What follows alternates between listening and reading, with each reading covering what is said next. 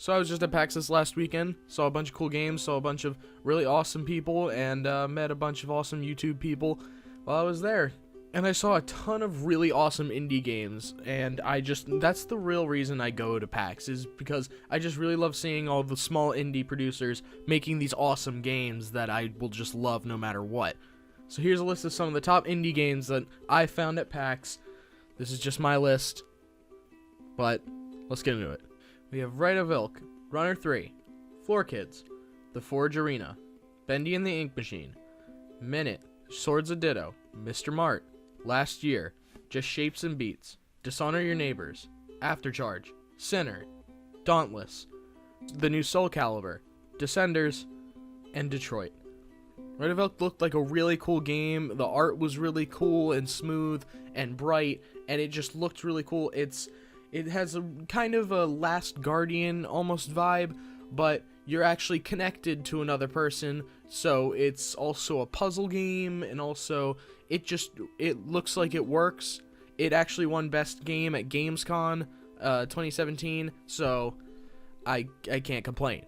Runner 3, another game in the Bit Trip series. It looks brighter, better, more fun than ever, and it just looks like it's going to be just as fun as all the Runner games. Floor Kids is actually a really fun game. I was actually able to play this. It was really cool. It's a game where you actually have to be a dancer, and you have to be a hip-hop dancer, and you have to try and keep beat and school your opponent with your sick dance moves. It was actually really fun. It was a cool rhythm, beat game, and I really liked it. The Forge Arena was actually a really, really cool game. I saw people playing it all weekend. Literally, there was not a time when people were not sitting at the gameplay area trying to get in line to play. It looks like a really cool mix of Halo and Titanfall that just really worked really well together, with the tinier maps of Deathmatch Halo and the graphics and play style of Titanfall. I just thought it looked really good. Bendy and the Ink Machine looks so fucking cool and so dark and mysterious and just it looks so cool. I love it. I've been following this for so long, and I'm so happy. Minute. I saw this kind of a few days before PAX, and I thought it looked really, really cool. It's like a time-based game. It's a little 8-bit puzzle-solving game, and it was really, really fun to play. I really enjoyed it. Swords of Ditto. This game was the highlight of my PAX. This game was so freaking adorable and so awesome, and it looked like the gameplay was so freaking smooth and good, and it looked like such an amazing game. I would give this one almost my game of the year. Seriously, it just looked so awesome. Mr. Mart was freaking hilarious. Mr. Mart was probably like the highlight of funniness for my weekend.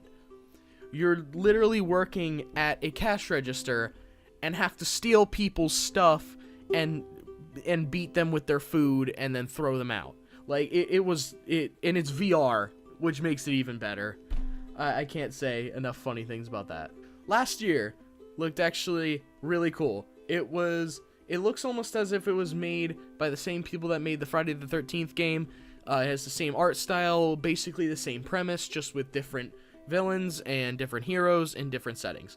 It looked like it had potential to be almost like an Evolve or Left 4 Dead sort of situation. Okay, Just Shapes and Beats. I cannot say enough amazing things about this game. This is my favorite game every single year. It's been there for the last 3 years, and they just keep adding more. It's just the gameplay that it has. It's a small arcade-esque game. It's almost like Asteroids, kind of. It's almost some sort of survival game, but it's to the beat of music, and it just works so awesomely, and it's so cool, and I cannot say enough things. That is literally that was my favorite game throughout the entire weekend. It was just perfect. Dishonor Your Neighbors we actually met a bunch of the developers for this game. It was just so simplistic yet fun, and just stupid fun, and it was just awesome. It literally looks like you're just peg people hitting each other with frying pans, and if that's not enough for you, I honestly can't help you. Okay, Aftercharge. I saw this game last year, and it looked like it had a lot of potential. It looked like it could be improved upon and just crazily evolved. It's this cool little, it is Evolve, but with a different premise. You're trying to protect these like pylon energy sources from the monsters that are invisible, and each character has different power-ups and abilities, and I feel like if they would add on to this game, and if they would really expand on what they have and make more abilities, more characters, make the villains have abilities, it could be the next big game. Sinner actually looked pretty cool. It's literally Dark Souls, but it's cutesier and honestly, I'd say smoother, because it played really smoothly and it played really well. For making a Dark Souls-esque game that works like the Dark Souls games is actually a pretty big accomplishment. I wouldn't say it's the most amazing game, but it definitely looked like I would play it. Dauntless actually looked really cool. It's a monster fighting group game, almost like a Final Fantasy kind of game where you and your partners have to fight together and kill bigger monsters, and it just looked really cool. It's a big old MMO. It looked really good. The art style is really cool and smooth. It literally reminds me of Fortnite, which is slightly depressing. But it actually looks like it could be a great load of fun. The new Soul Calibur game. We really didn't need it, but I'm happy we got it, because Soul Calibur games are awesome. That's it. Descenders. This game I could definitely play. It was really, really fun downhill biking game where you could do tricks and flips and all kinds of stuff, and it just played really well and smooth, and it reminded me almost of if you mixed Skate with Steep and put them on bikes. Like, it just worked, and it was really, really good. I liked it a lot. And Detroit. I didn't get to play it, but it looked pretty cool. It looked like a mix of if you took Watch Dogs and Prey, which flopped, and put them together and made their love child and figured that it would make sense. And it looked like it did, honestly. I felt like it definitely did its purpose and looked pretty cool.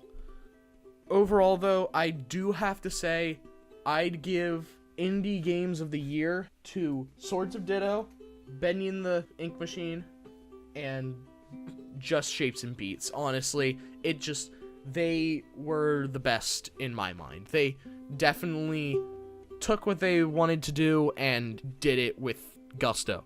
They did a really good job on all of their games, and I'm definitely going to buy them when they come out, and I'm going to play the hell out of them. Again, just my opinion. Don't kill me, please. If you have a different opinion, you can leave a comment. You can tell me why I'm wrong, as always, because I'm always wrong. And have a good day. Bye.